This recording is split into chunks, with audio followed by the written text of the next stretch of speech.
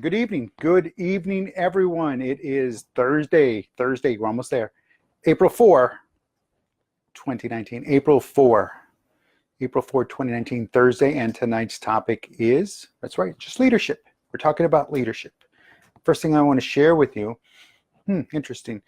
This guy, if you've never heard of Grant Cardone, you need to look him up. Grant Cardone, and he's a sales guy, and he's pretty much a motivational guy as well. Because again, sales is everything. ABC, always be selling. Remember that in that movie?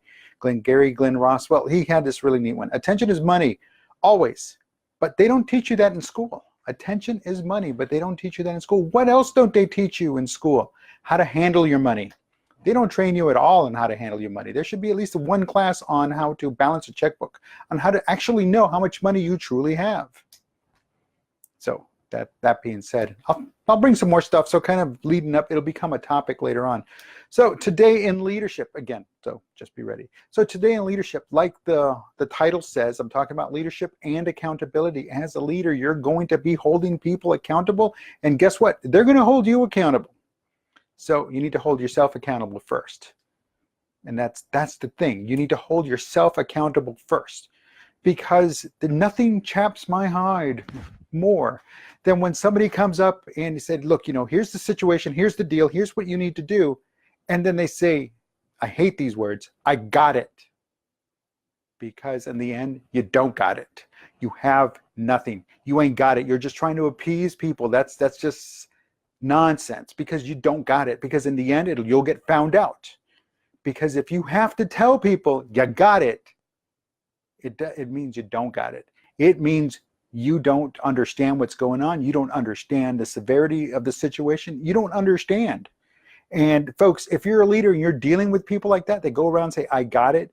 How do you hold them accountable? Because the first thing, that's just setting themselves up for, why are you picking on me? Why are you coming down on me? Why are you singling me out? Why, me? And those are the people you don't want to deal with. Those are the individuals that are not going to be part of the team, because again, they see themselves as me. And yes, ME is found in team, but I is not. So they never say that. They say me. Why are you picking on me? Why are you coming down on me? Why are you singling me out?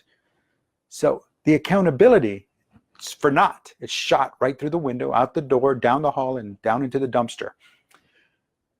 Folks, as a leader, you're going to hold yourself accountable, and you set that standard right off the bat. From day one of the organization's founding to the last day of the organization, the last one to leave is you.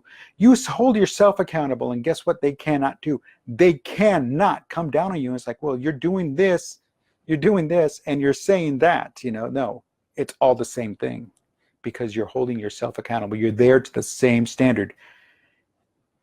And people don't like that, and that's okay, because as a leader, you're not there to be liked. You're there to lead people to accomplish a mission, to achieve the organization's goals. And guess what? Sometimes in the organization, that organization is not necessarily a brick and mortar store. Sometimes that organization is your family.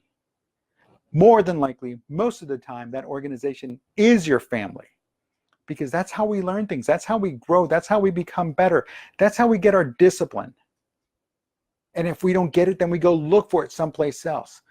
And if you're not getting it at home, you're going to go look for something. If you're not getting the attention at home, you're going to go look for it someplace else. And folks, that is the leading cause of gang violence, because kids want that attention at home, but mom and dad, they're too busy. They're doing their thing, and they don't want to pay attention to the kids. Why even have them? And boom, they join a gang. Or teenage pregnancy. Again, because no one's laying down the law. No one's holding these kids accountable, because again, these kids are not being held accountable because their parents never were held accountable. So it's a vicious cycle.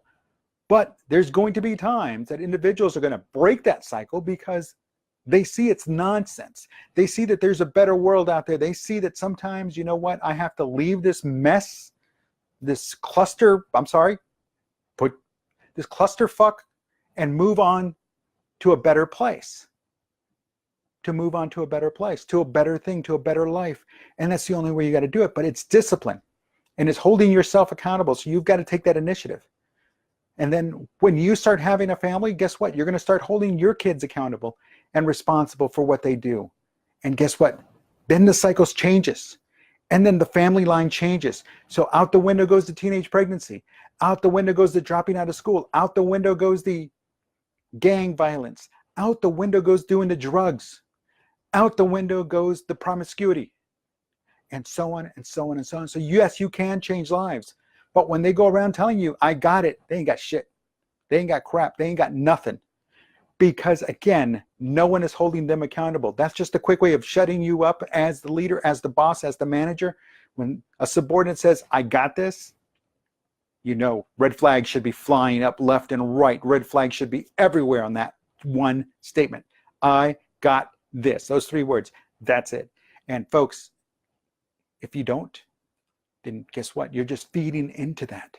You're not changing that. And as a leader, you need to direct them. You need to guide them. You need to manage them and move them in the right direction. Because they're there for a reason. They want to be there for a reason. You had your kids for a reason. Well, guess what? You want to get them moving on to be better than you, move way beyond, and say, hey, you know what? It's time for a change, and I can't live that life. I have to live this life. And how do I get to this? I hold myself accountable. I'm responsible. And if I want everybody on my team to go that route and be successful and be, you know, just to have what they want, well, guess what? You're going to have to hold them accountable. And, you know, people don't want to hear that. They don't want to be held accountable. And especially when other people are holding other people accountable. Say I hold somebody from a different department accountable because they're doing knucklehead stuff, they're doing nonsense, and it's like, hey, wait a minute, look, if your supervisor, your parent is not looking out for your better interest, well, guess what?